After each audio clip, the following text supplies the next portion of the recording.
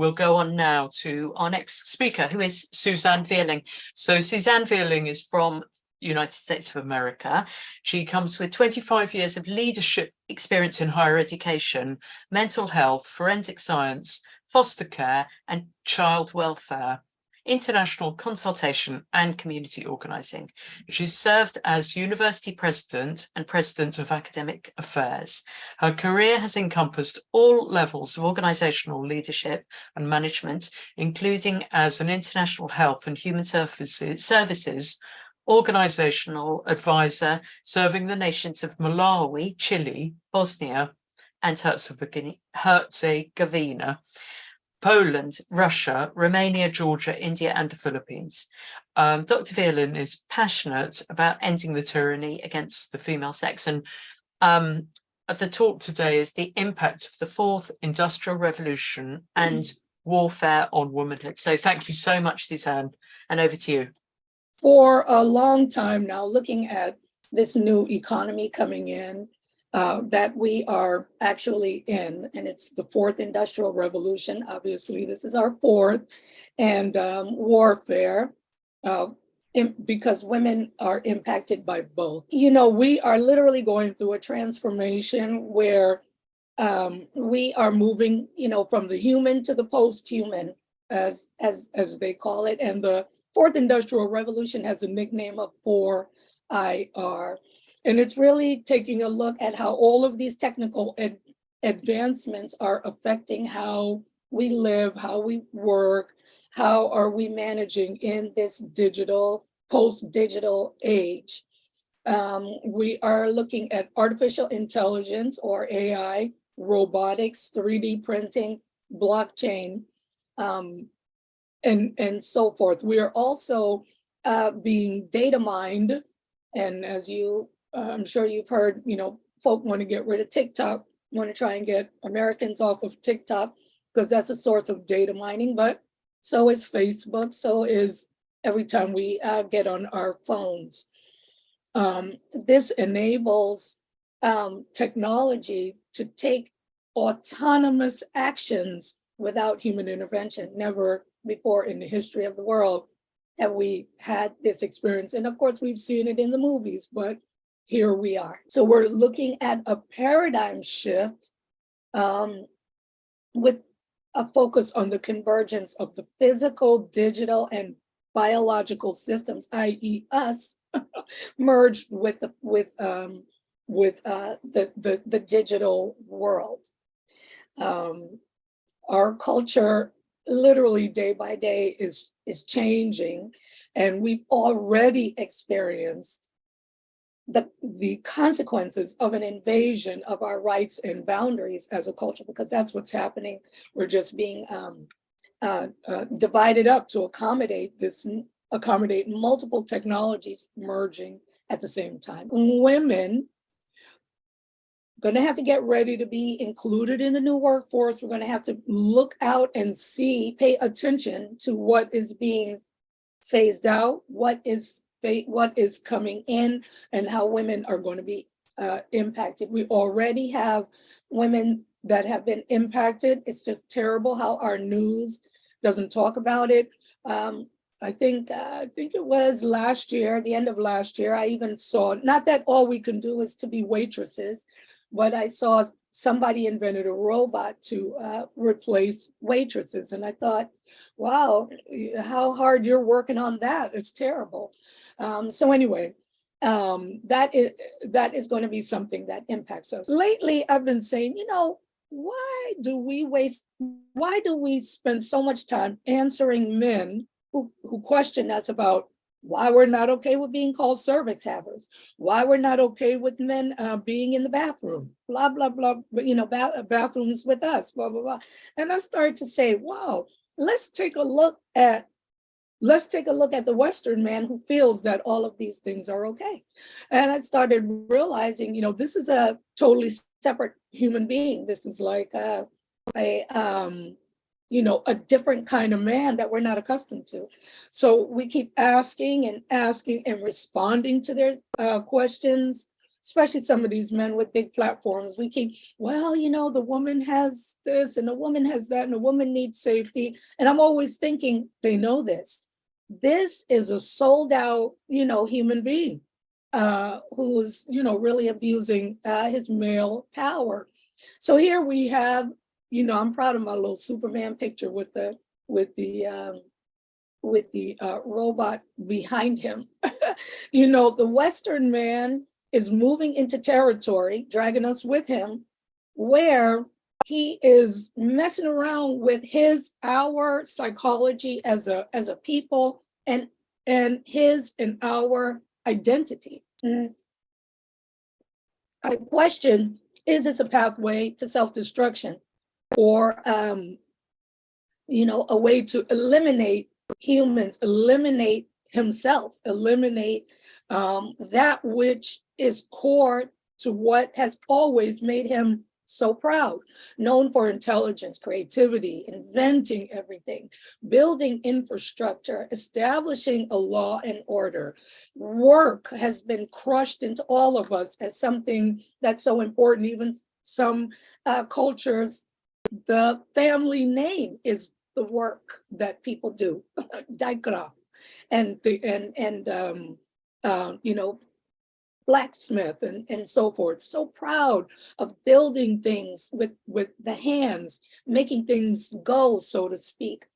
So the idea of abdicating his intelligence and decision-making into the cloud and machine, I question.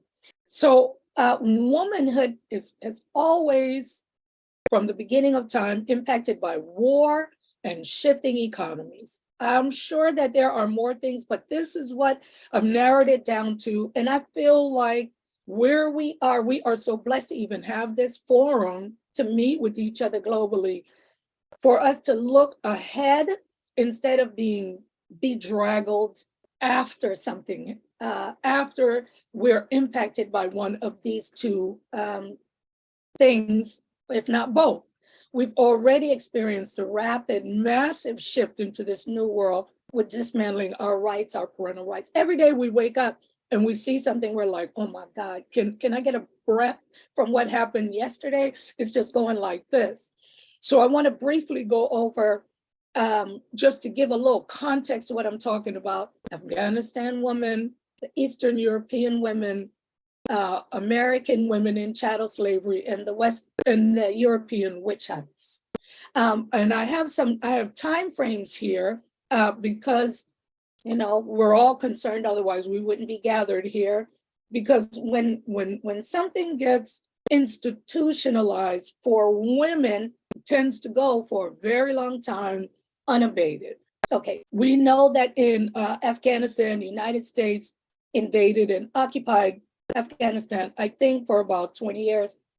And we were all happy to see, not about warfare, but to see Afghan girls and women go to school, and they appeared to be,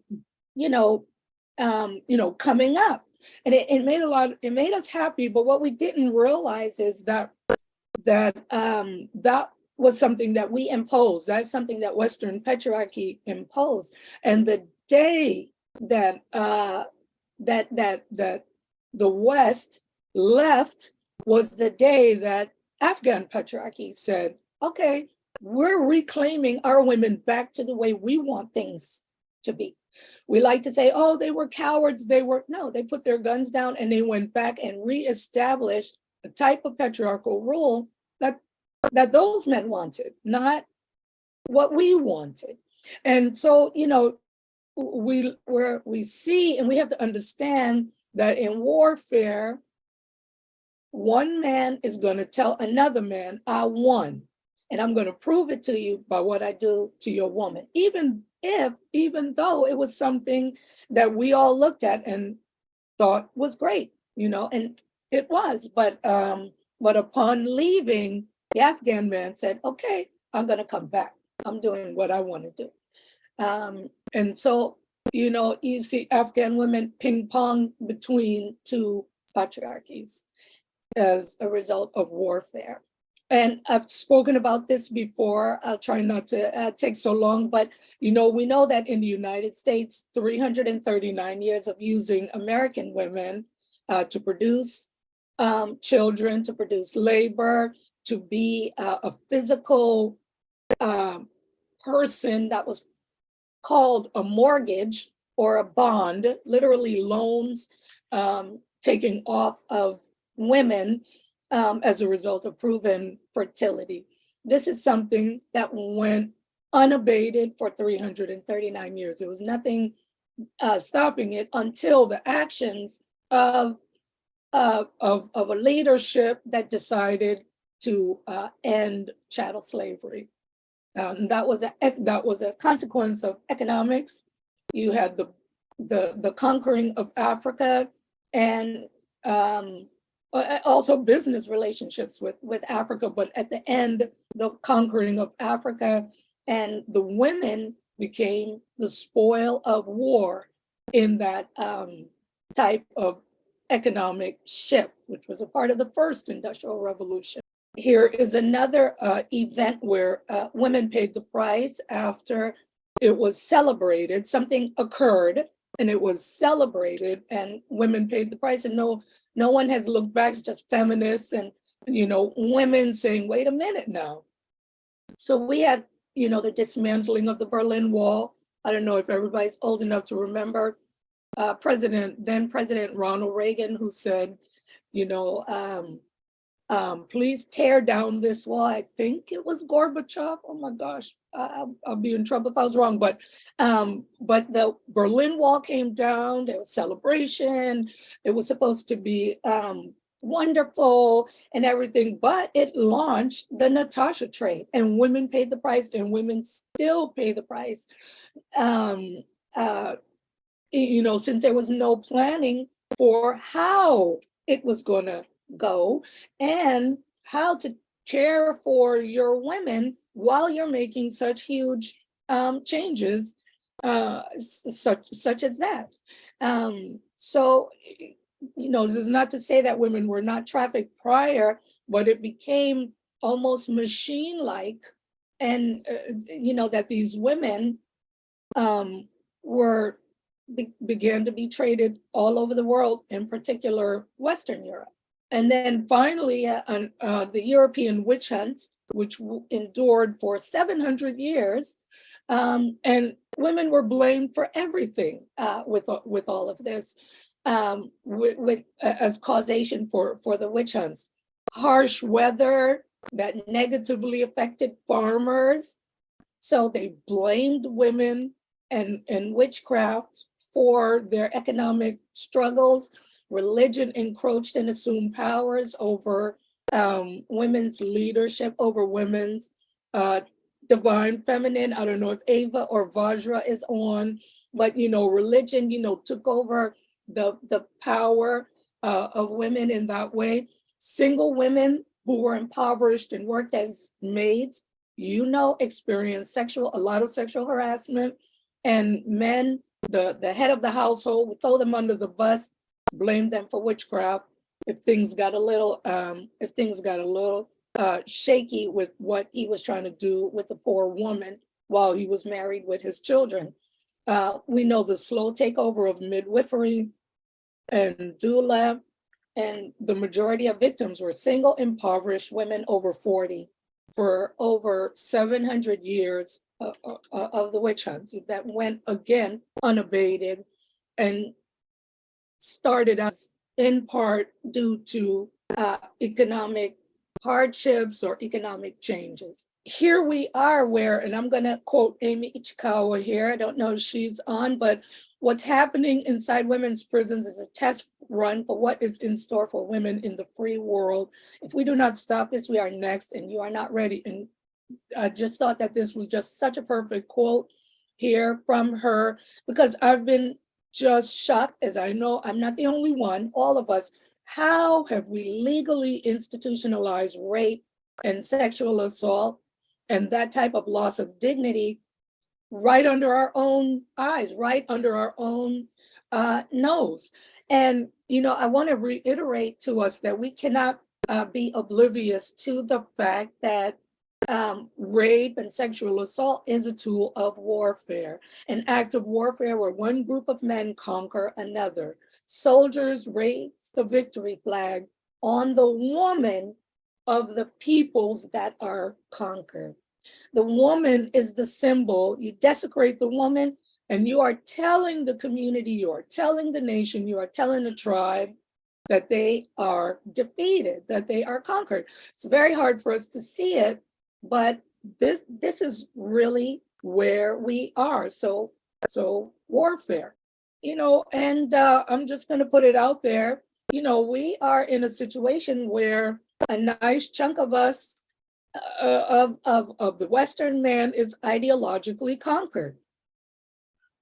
Western culture cannot be overtaken by military due to having the strongest, most powerful military, or one of the most powerful militaries.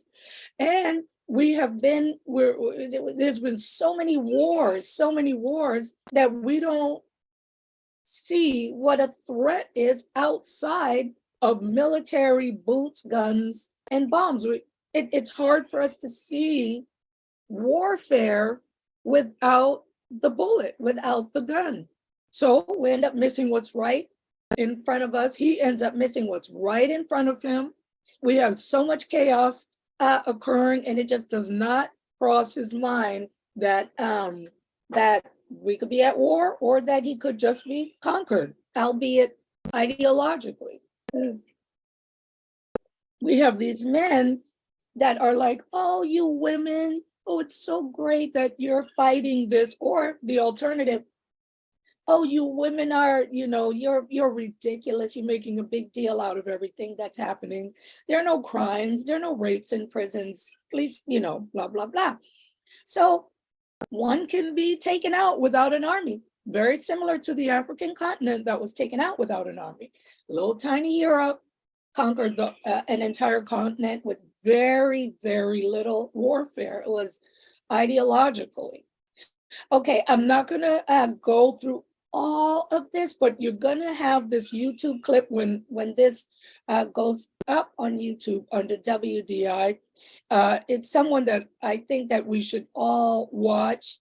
Yuri Bezmenov. He's a KGB agent that defected from then USSR in 1980, and he read the United States, the Riot Act. He told them, we're in your head, we're coming in your head, and this is how you're going to be taken down. And this is how it's already started. And this is back in 1980. It's quite chilling. A demoralization stage where the society's values are completely eroded or being eroded, values stripped, and we're seeing that. Destabilization into a crisis mode where, we complain, we get so upset, but laws have been established at such a high level, it's so difficult. And also there's ownership or a conquered group of our leaders who have completely let their hands go of protecting women and children. And then it goes on from there. But you have to hear him, so you'll have access to that. It's very powerful. His predictions, it's like as if he said it. I don't know if y'all saw this on Twitter, honey, but I said the Western man has gone from this, Mr. Captain America, I could save everybody, I got this, I'm king of the hill, to this guy over here. Ooh, help me. This, even though we are upset about this because he's all just taking our fertility, our sovereign role, that's our world right there. Nobody else's. That's our world. But then let's turn the mirror and reflect back on him. What is happening? Where the man could just, he's got everything from the man bun all the way down to taking out the breastfeeding, the womb, everything. It's rough. So can we go back to general patriarchy, that we can fight on known ground and territory. Can we go back to Captain America? I never thought I'd ask for that. Okay, so anyway, I just my reflection on that. The Dr. Karen Horney coining the term womb envy. This is my little quick analysis. Man's aching need to re-enter, possess, and dominate the woman's body simultaneously in awe, fascination, attraction, revulsion, and rage at the woman's power. And I also think it's a protective space, is hiding against the world. There's so many things happening at the same time. I think that it just might not be able to handle what's happening right now, again, because it's not coming at them militaristically. And so let's go back to mama's womb. I'm trying to turn it around so that we're not always on the defense. We have the dismantling Western democracies, Anglo-Saxon patriarchy or Western patriarchy, just finding different terms, declining right before our eyes while we have a queer patriarchy, global patriarchy rising. So I feel like we're literally occupied, but we just can't see it. Internally, inside of our different systems, we have a breaking down of the infrastructure that we've taken for granted, that which has always been normal and logical, like stuff that should never ever come up for debate is now currently dismantled. Our culture is almost unrecognizable. And something else that's happening, we just keep thinking, okay, the West will always be on top. The West will always be on top. We lend in money, we printing money. We don't have printing money that's not backed up by gold. So we have these fragile banking systems and they're just crashing, and they're gonna have a beyond cataclysmic domino effect. Externally, there is a global realignment of relationships among nations that they're just doing their thing. They're like, I'm not asking the West for permission. I'm not asking America for permission, and we'll soon get to that. We're constantly in some type of war and conflict, and people are fatigued with that. We have the influence of the World Economic Forum, which is a very powerful forum, and it spreads influence on how we are to live, eat, sleep, earn money, all of that. Data mining, the whole nine is very powerful, very, very powerful. And they're, of course, tied with multinational corporations, and they're impacting our lives. And you'll see people upset about it and starting to talk about it more and more and more. It's very important.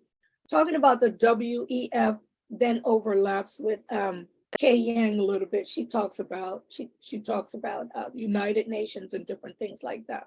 Okay, when I talk about our internal systems shattering, I just threw up some things. We could talk about this for days, all the different things that are happening, but I just wanted to point out, here is a mixed sex bathroom where the people built in over here to here woman experience using an all gender bathroom. This woman went in and she was like, I can't believe this. And she videotaped a man coming out of the same bathroom as a woman. And both of them were like, the guy was like, I didn't even know until I was deep in. This is at an airport. And the woman said, this is shocking. Of course, that's a normal response. We have what's happening in our prisons, which is just shocking. Legally sanctioned rape and sexual assault. Unbelievable. California's just lost its mind. It releases pedophiles along with hardened criminals on a regular basis. Like, let's let out people who have, they sold marijuana and they didn't realize they needed a license to do that. No, they're letting out lifers, double lifers, pedophiles, and like it's no big deal. And then here is a video, Oil of London or Oil London. He has the most, I sometimes have to say, I got to stay away from his little Twitter because it's just, he is back to back. It's so depressing.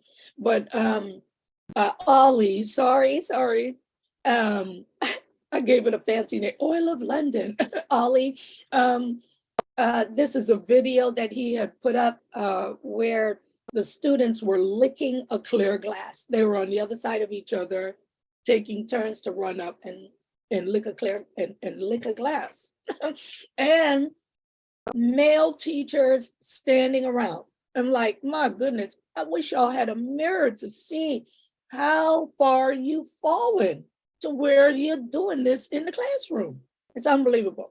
That's just a little snapshot, because you and I know that there's a lot of things happening all at the same time. K through 12, our criminal justice system, our rights to our spaces.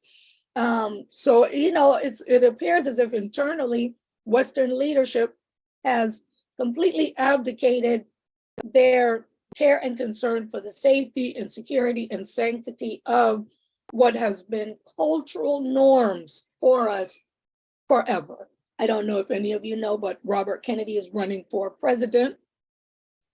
And I don't know if you know that we are introducing a central bank digital currency, CBDC. It's pretty significant. I think the UK and Canada and so for, you know, and some other nations are introducing an electronic currency. It's coming in July. We haven't voted on it.